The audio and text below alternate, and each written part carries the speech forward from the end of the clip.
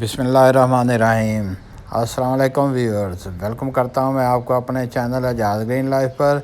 दोस्तों, आज की वीडियो में मैं आपको ऐसा राज बताने वाला हूं जिससे मैं अपने टॉप रूफ गार्डन में तरह तरह की सब्ज़ियां हासिल करता हूं। गर्मियों की सब्ज़ियां हों या चाहे सर्दियों की, बेहतरीन उनकी पैदावार होती है।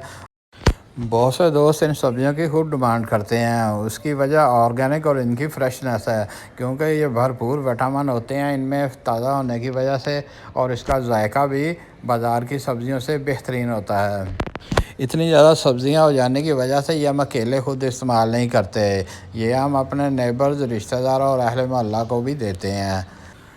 गर्मियों में ज़्यादा डिमांड पुदीने की होती है। इससे चटनी बनाते हैं और इसके अलावा मिंट मार्गरेटा ड्रिंक बनाते हैं, जो हाजमे के लिए बड़ा ही बेहतरीन है।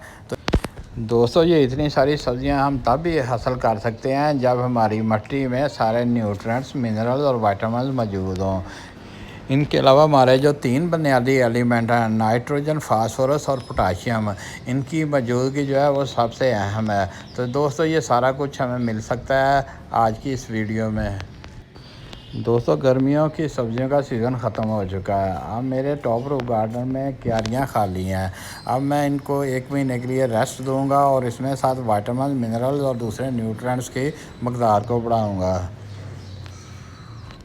दोस्तों, जब हम मिट्टी में पौधे लगाते हैं तो वहाँ से मिनरल, न्यूट्रिएंट्स और विटामिन हासिल करते हैं, जिसकी वजह से मिट्टी में इन चीज़ों की कमी हो जाती है। तो उसको दोबारा नए पौधे लगाने के लिए हमने इसको रिवाइव करना होता है, इसको सेहतमंद मिट्टी बनाना होता है। दोस्तों, मिट्टी को सेहतमंद, नरम और जरहेज़ बनाने के लिए हमें इसमें कुछ ऑर्गेनिक मटेरियल शामिल करने होते हैं।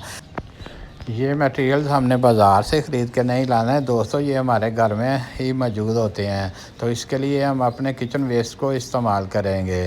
दोस्तों, हम जो भी फल सब्ज़ियां इस्तेमाल करते हैं, उनके जो छिलके होते हैं वो हमारे लिए बेहतरीन न्यूट्रिएंट्स, मिनरल और विटामिन का ज़रिया होते हैं। तो उनको हम अपनी क्यारियों में शामिल करेंगे। तो दोस्तों, उनको कैसे शामिल करना है, तो उससे हमें क्या क्या फ़ायदे मिलते हैं, तो देखते हैं आज की इस वीडियो में।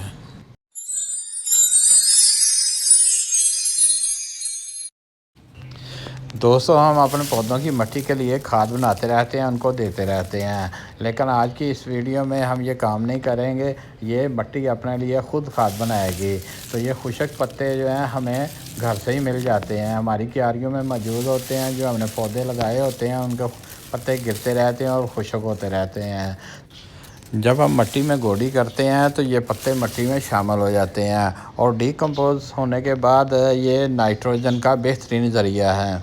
हमारे पौधों को शुरू में ग्रोथ के लिए नाइट्रोजन की ज़रूरत होती है, जो ये पत्ते मुहैया करते हैं।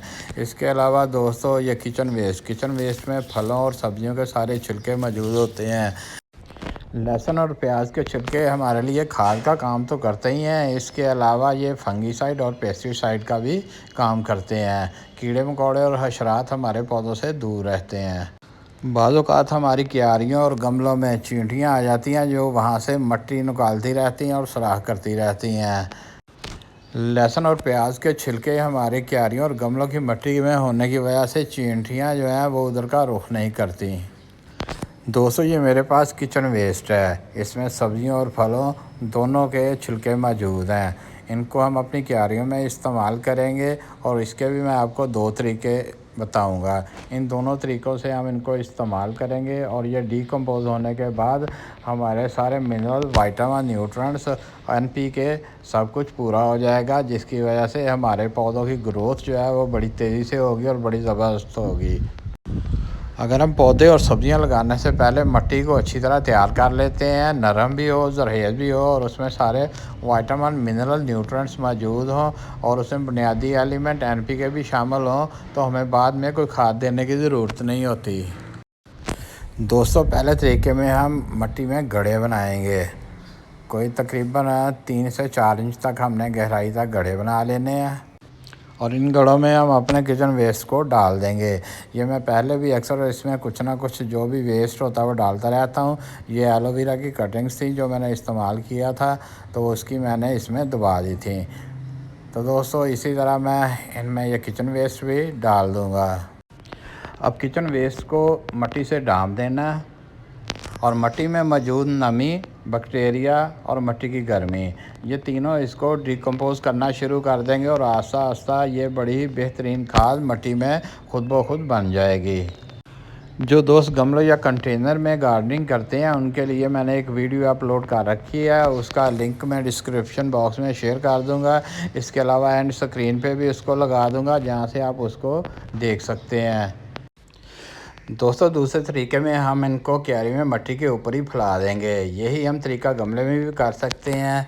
तो कुछ दिनों के बाद ये सूख जाएंगे। सूखने के बाद इनका तोड़ फोड़ का अमल शुरू हो जाता है और फिर ये मिट्टी में शामिल हो जाते हैं। इस तरीके में सारे फलों और सब्जियों के छिलके पहले खुश्क होंगे। खुश्क होने के बाद उनकी डिकम्पोजिंग का प्रोसेस शुरू हो जाता है। डिकम्पोज होने के बाद ये मिट्टी में शामिल हो जाते हैं और मिट्टी को बहुत सारे मिनरल्स और न्यूट्रेंट्स मिल जाते हैं। दोस्तों जिस तरह खुशक मेवाजात में फ़्रेश फ्रूट की निस्बत ज़्यादा एनर्जी होती है, इसी तरह जो हमने ऊपर किचन वेस्ट डाला है खुशक होने के बाद उनमें दबाए जाने वाले किचन वेस्ट की निस्बत ज़्यादा एनर्जी होगी, ज़्यादा मिनरल्स और न्यूट्रेंट्स होंगे। इसी मेथड को मैं अपने गमलों में इस्तेमाल करता हूँ। बहुत सारा किचन वेस्ट मैंने इस गमले में डाला हुआ है, तो अब ये खुशक हो चुके हैं। मैं इनमें गोडी करके कोई भी चीज़ लगा दूँगा। इस तरीके से मिट्टी नरम और जरहेज़ होने के साथ साथ बहुत सारे मिनरल और न्यूट्रेंट्स हमारी मिट्टी में आ जाते हैं, जो पौधे की ग्रोथ में बहुत ज़्यादा किरदार अदा करते हैं।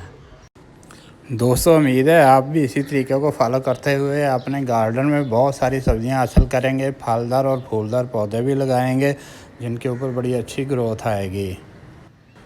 उम्मीद है आज की वीडियो आपको पसंद आएगी। इसको लाइक और सब्सक्राइब कर दें और साथ ही बेल आइकॉन को भी प्रेस कर दें ताकि मेरी आने वाली वीडियो का नोटिफिकेशन आपको फौरी तौर पे मिल सके। मिलेंगे नेक्स्ट वीडियो में। ओके, अल्लाह हाफिज़।